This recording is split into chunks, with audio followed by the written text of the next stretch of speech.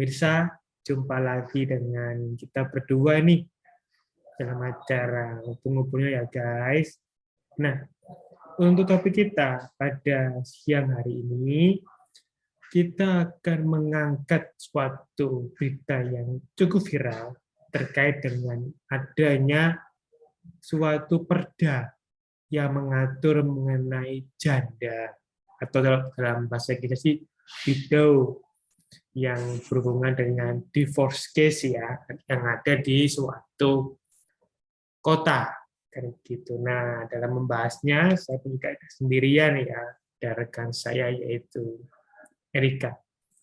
Nah, buat Erika sekarang, kan sebelumnya perda ini kan memang muncul akibat adanya seorang pejabat ya yang prihatin melihat tuh kok banyak yang namanya kes-kes perceraian itu yang ada di kota tersebut, sehingga udahlah kita buat aja perda janda untuk istilahnya memberikan semacam pengayoman terhadap para janda ini. Sajane Erika, perda janda ini menurut Erika urgent nggak sih dibuat gitu? Kalau kalau masalah urgennya sih rasanya ini tergantung daerahnya sih, karena mungkin ada salah satu daerah di Indonesia yang mungkin angka perceraiannya tinggi gitu kan. Jadi perangkat daerah tersebut menganggap ini adalah urgensi untuk mengatur itu. Mungkin dari sisi finansial para janda-janda ini yang akhirnya habis itu nggak karuan, terus mungkin akhirnya membuat keresahan di masyarakat kayak gitu-gitu sih kalau aku bilang. Jadi ya kalau aku bilang sih rasanya untuk urgensinya sih kalau untuk Indonesia secara mayoritas sih enggak ya gitu. Yeah.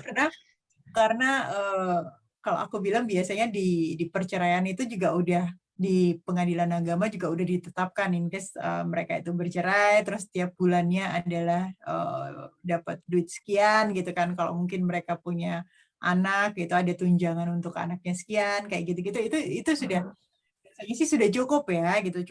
Cuman balik lagi kalau seandainya di suatu daerah itu angka perceraiannya tinggi dan mungkin banyak dari para wanita itu yang tidak meminta tunjangan waktu perceraian, itu mungkin akhirnya mempengaruhi daerah tersebut kayak gitu. Aku mau ngomong banyak jadi nggak enak. Jadi ya Erika, sebenarnya menurut Erika juga aslinya korban perceraian itu apakah dapat dikatakan harus kaum perempuan? Atau kalau menurut Erika, ya enggak mesti sih kok, karena kan kadang juga ada pihak wanita yang menceraikan, kan nggak harus pihak pria yang menceraikan. Ini gimana? Kalau pihak perempuan menceraikan berarti mereka dari finansial udah siap gitu ya. Ini kan mungkin dibikin perda itu karena banyak perempuan-perempuan yang belum siap. Karena terus terang mungkin Koko sering kalau ke pengadilan agama ini kebiasaannya perhatiin banyak sekali ibu-ibu yang datang ke sana bawa anak kecil loh. Kadang-kadang aku sampai aduh apa ya, kalau emang mau rame di pengadilan ya anak ditinggal di rumah gitu kan. Jadi ibu-ibu ini membawa anaknya yang kadang masih balita gitu kan, terus mereka bilang sedih, nangis, apa segala macam. Jadi kalau aku bilang rasanya secara mental mereka belum siap mungkin ya gitu loh. Cuman ini adalah sesuatu yang siap nggak siap memang harus siap gitu kan. Jadi kadang-kadang kalau aku pengadilan agama itu yang aku kadang-kadang kalau Anu bilang sama temenku, aku nggak mau ngurusin perceraian karena apa, datang ke pengadilan agama itu beban mental buat aku, karena ngelihat seperti itu tuh rasanya yang apa ya, kaum wanita yang dizolimi. jadi ya aku kadang-kadang ya mungkin ini hal yang harus dipikirkan oleh pemerintah adalah bukan perda untuk janda, tapi adalah apa ya, kayak community center. Aku nggak ngerti di Indonesia apa namanya. Kalau di sini tuh banyak community center, jadi kayak help support gitu loh. Jadi mereka sayangnya kalau di sini sih bukan untuk janda, tapi biasanya adalah kekerasan dalam rumah tangga yang mereka punya community support. Iya.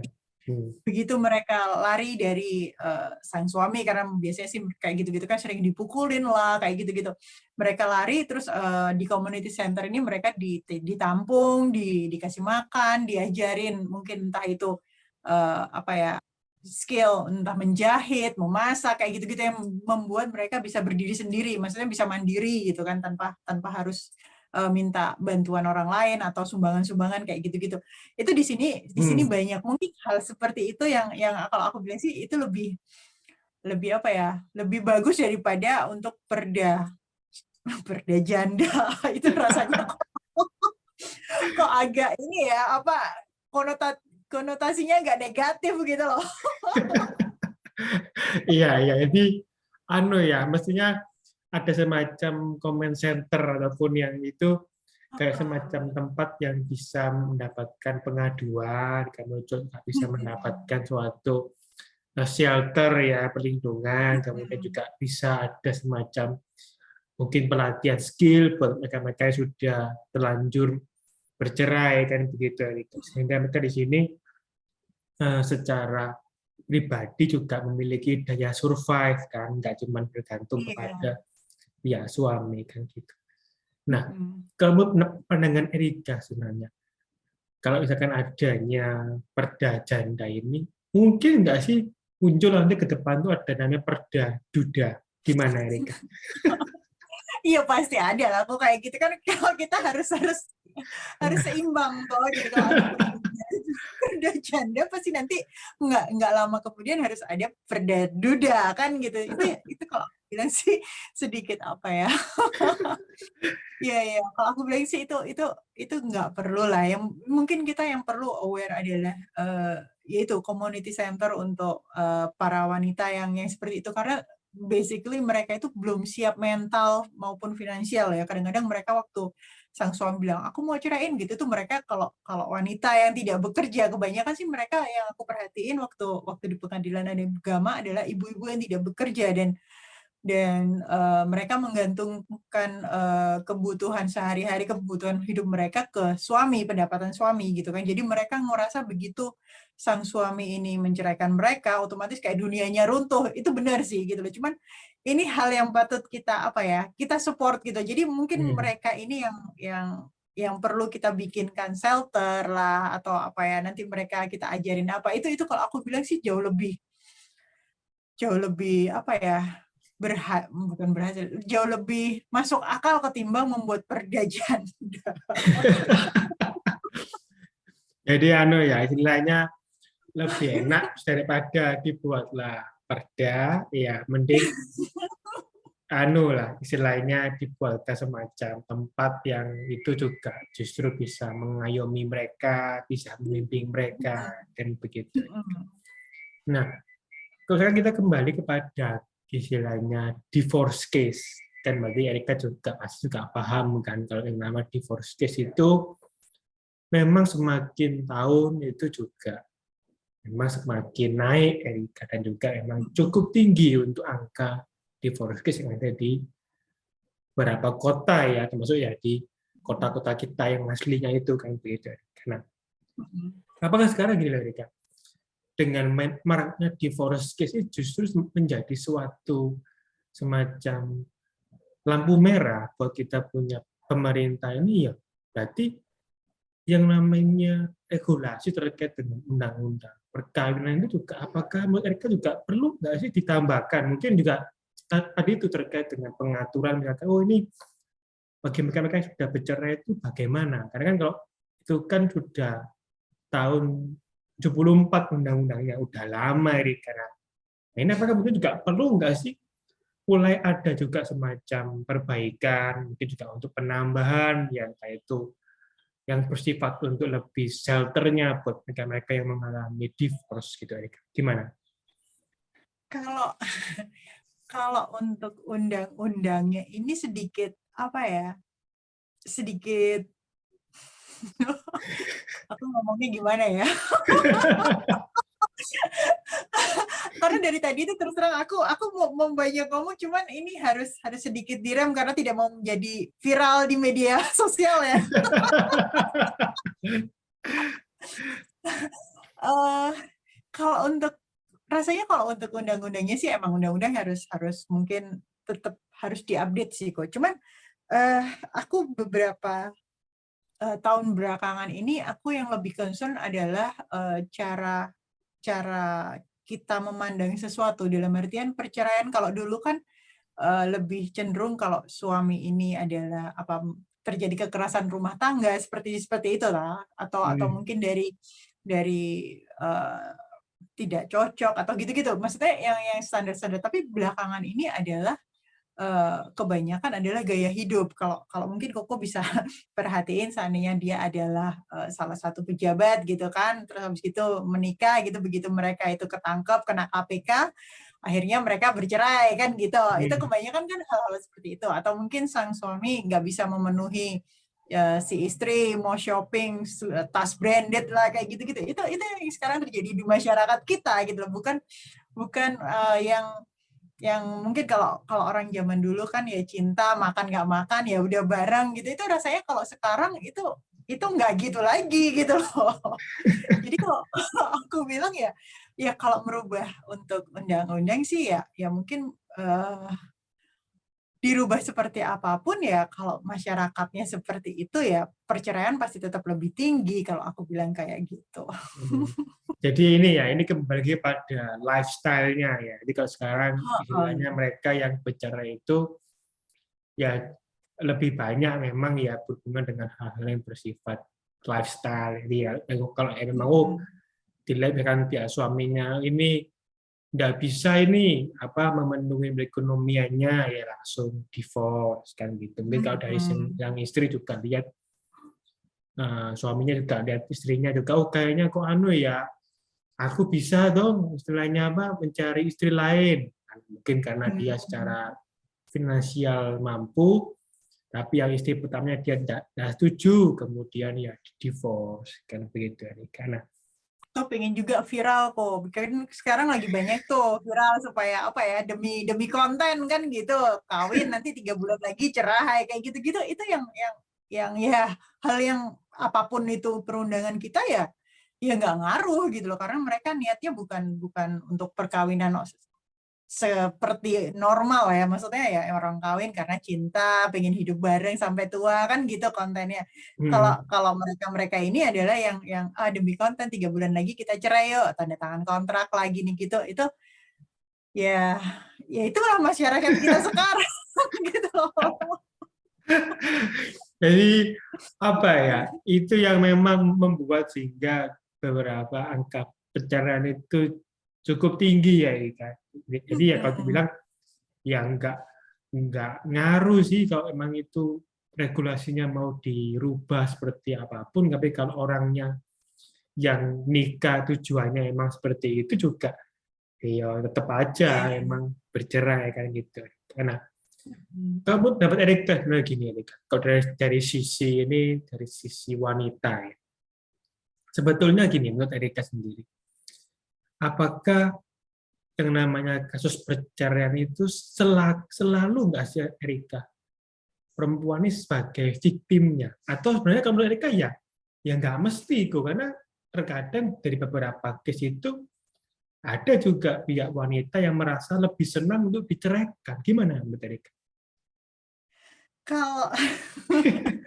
Kalau aku bilang ya ini balik lagi sih, cuman kalau kita perhatiin karena ini adalah orang timur gitu kan, jadi kebanyakan mereka untuk para wanita adalah victim karena mereka dari kecil mungkin udah didoktrin kalau harus ikut suami lah kayak gitu-gitu kan, jadi ya begitu suaminya menceraikan, mereka yang kehilangan kehilangan pegangan hidup lah istilahnya kan kayak gitu. Jadi ya kalau aku bilang seperti itu, meskipun tidak semua wanita seperti itu ya, biasanya mereka yang lebih mandiri adalah yang dari keluarga mungkin lebih liberal cara pemikirannya benar kok. Jadi ya aku Ini makanya bilang lagi banyak mau komen tapi takut nanti jadi viral. Oke, jadi ini juga berhubungan dengan, berarti ada semacam culture ya Rika, yang berhubungan dengan, Iya. kan kalau emang perempuan yang sudah menikah itu secara culture dia pasti ikut suaminya. Jika suaminya ada kerjaan mungkin di luar kota, ya mau nggak mau dia harus ikut suaminya. Tapi ketika itu ada perceraian, tentunya kan dia harus gimana? Itu yang memang harus menjadi pertimbangan lain kan buat mereka-mereka yang menikah kan begitu, Rika.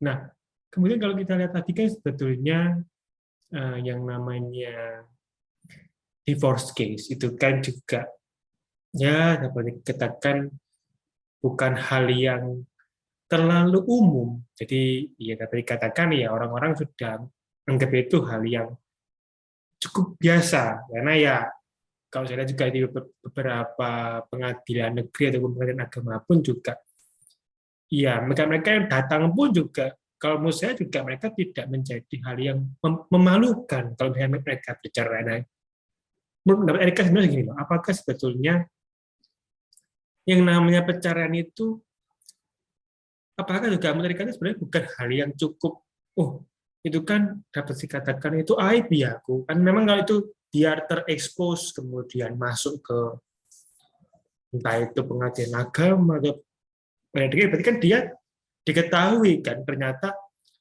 ada masalah itu dalam internal mereka punya rumah tangga sehingga itu mereka harus memilih untuk bercerai. Gimana? Kalau kalau aku pribadi sih balik apa ya? Kalau itu adalah sesuatu yang sudah tidak bisa dipertahankan daripada berantem tiap hari gitu kan, lempar-lemparan piring tiap hari, itu mendingan bercerai gitu. Cuman ya konsekuensinya adalah ya kalau buat aku sih itu tetap aib sih. Kalau bisa sih orang lain nggak tahu ya gitu loh. Cuman ya balik lagi sih kalau masyarakat sekarang kalau aku bilang yang tadinya adalah tabu, hal yang tabu, kalau sekarang itu jadi hal yang biasa gitu loh. Kalau kita perhatikan di media sosial yang belakangan kita sering perhatikan yang begitu-begitu tuh justru yang mereka malah ditunjuk-tunjukin gitu kan. Ini yang mereka berharap itu akan jadi viral gitu kan. Itu ya makanya aku bilang dunia udah berubah sih. Oke. Jadi ada beberapa hal-hal yang memang itu bergeser ya di garis. Nah itu kalau dapat dikatakan itu kan memang hal yang privacy ya memang tidak haruslah istilahnya harus kemudian disampaikan ataupun ditunjukkan juga. Dan juga misalnya juga mereka yang datang pun juga ke pihak pengadilan juga nggak begitu nggak begitu kalau ya ada yang sampai bangga juga ya aku juga suka kok aneh ya kamu gitu kok merasa kok tidak ada perasaan entah itu malu kan ya orang kan pasti ada perasaan malu ini kok mereka hanya merasa ini loh aku divorce dengan dia dengan entengnya seperti itu kan berarti juga ternyata memang ini ada hal yang ya secara culture pun juga secara pendapat juga udah mulai bergeser kan gitu. Oke, untuk konklusinya nih, kesimpulannya buat tema kita pada siang hari ini apa dari Erika? Kalau dari aku sih rasanya untuk perda janda masih belum ada urgensinya sih. Kalau aku bilang lebih baik gimana kalau bikin shelter untuk wanita yang janda-janda itu. Kalau aku bilang sih seperti itu. Oke. Kalau saya tambahkan ya. Saya juga sepakat dengan Erika. Jadi memang istilahnya untuk perda janda itu memang alangkah baiknya juga tidak perlu lah karena yang diperlukan itu buat para korban-korban yang divorce itu khususnya kaum wanita di sini adalah memang bagi mereka yang tidak memiliki skill itu juga ada semacam tempat buat mereka itu bisa memiliki skill buat mereka itu survive itu yang pertama. Kedua juga ada perlindungan dari sisi mentalnya juga perlu juga adanya yang mensupport mereka agar mereka bisa lebih kuat ya dalam menjalani kehidupan seperti itu. Oke, gitu ya buat para netizen ya. Bagi yang sudah nonton, jangan lupa kemudian like, komen, dan subscribe ya. Sampai jumpa di edisi berikutnya. Bye-bye. Bye.